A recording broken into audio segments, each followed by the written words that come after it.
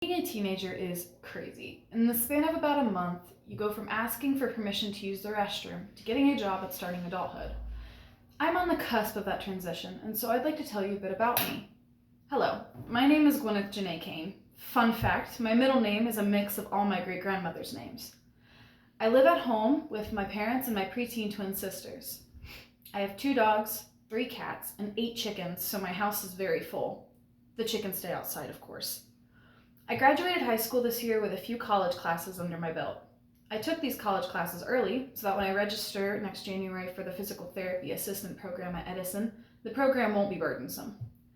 I was inspired to become a physical therapy assistant by my mom, who has taught kids with developmental disabilities for over 15 years. My goal is to one day become a PTA and mainly work with kids. However, my dream since I was little was to be an author and own a bookstore/cafe. I am a reader and writer that enjoys writing poems and short prompts.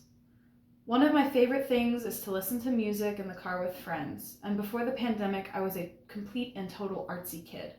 I did dance, was in the school's drama club, took French, and took singing lessons. For an item that represents me, I chose both a pen and a notebook. Among my peers, I am known as the writer. It is a huge chunk of my identity as a person. The pen represents the stories I have yet to tell, and the notebook represents my life as a book that is yet to be filled. I am young and have time before my story is written if I play the cards right. In connection with youth, I chose to evaluate the cliché story of Romeo and Juliet. They had one of the worst miscommunications that a story about young couples could have. Their miscommunication led to a monumental loss.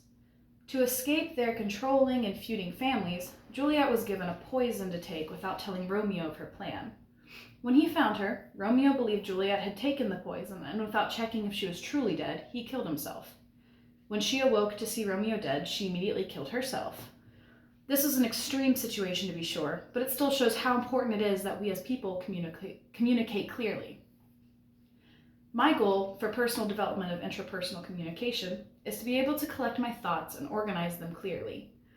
I find it difficult not to bounce from subject to subject when talking to someone, which can make it hard for them to follow me.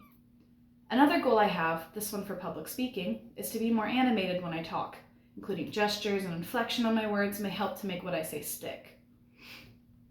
I would say that 5 words that describe me are creative, anxious, nurturing, emotional, and lively.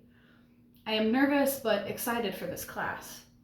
I hope that my past experiences and skill set will help me be successful.